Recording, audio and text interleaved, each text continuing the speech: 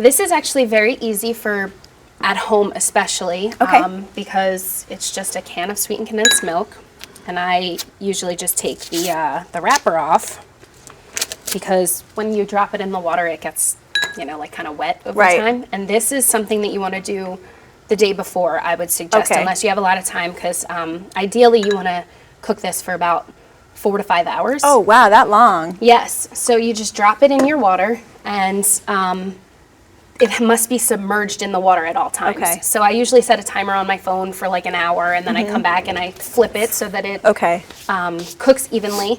And you come back and let it cool, I would say overnight, and then you have this consistency. It's like so it caramelizes and yum. Exactly. And you just leave that as is. Do you do anything else to it? Add salt or any kind of... If you want like a salted dolce, that would you could definitely add that in. I'm a little bit of a salt person, so I probably would, but you certainly don't have to. Oh, that's awesome. So simple. Yes. Who knew? It's so simple. And then next we're gonna get our ganache going. So I just have some heavy whipping cream here. Okay. And we're just gonna bring this to a boil. And then we're gonna I did a combination of milk and dark chocolate because I just prefer that combination. Yeah, it's not as intense. Right, it's not too dark, not too sweet. It's a little. And actually, that's a great thing you bring up. What kind of chocolate did you use in the cake itself? I used a dark chocolate. Okay.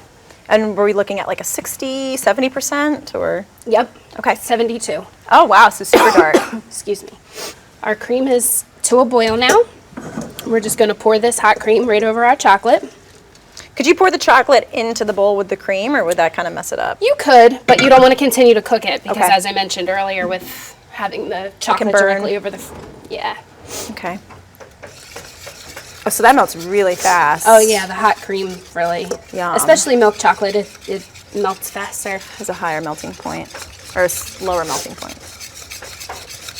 That looks great. So is this going to be the sauce? This is going to be, I'm actually going to whip the ganache, and then we're going to just quenelle a piece directly onto our flourless chocolate cake. Now we're getting fancy. I like this. She actually kept it simple for you today. I know. She can be really technical. Yeah. So this is cooled down completely, the one that you're whipping? Okay.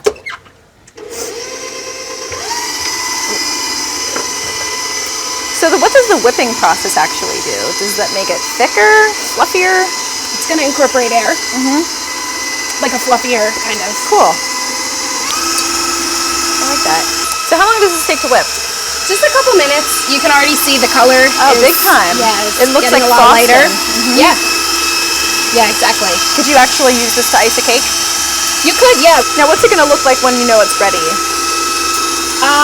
I'm kind of looking for a consistency thing. I'm looking for it to get a little bit more thick. We're getting close though. All right, cool. So I love how it gets that crackly crust on top too. Nice. How do you know when it's whipped enough? Oh, it's like peaking? It's lightened so much in color. Yeah, nice. I just want to dip my finger in there. It's so bad, but I'll refrain. Now, do you serve this cake slightly warm or do you like it chilled? I like it chilled. Nice. But you could serve it warm, right, if you wanted to. You could. It just wouldn't... It holds together better when it's cold. Just a slightly different texture. So I like to use... I mean, you can use a pastry bag. You can use a Ziploc bag with a little pastry tip you can get at the craft store. I like to use my little spoon, and I like it to be hot, so I'll just dip it right in there. And I just kind of do a little... Look at you. A little quenelle. And then we can do like a little sauce. And again, you can get creative with how you want to plate. You can do some zigzags. You can do some dots like this. And then, Francesca, would you like to put your... Yeah, where would you like me to put it? Wherever you want. Oh. Wherever you think Carte blanche? Good. How about right there? Beautiful. Does that look good? And then we're just going to do a little dolce right on the top. Little fleur de sel. Little fleur de sel. With the salt, yes. Why fleur de sel? Did you pick that for a specific reason? It's just a little coarser, so when you eat it, you're going to really feel it. You'll have that little crunch to it. Love it. Yes. I mean, then you could do some shaved chocolate if you wanted on top, but Never hurts, right? A Of little extra course. chocolate.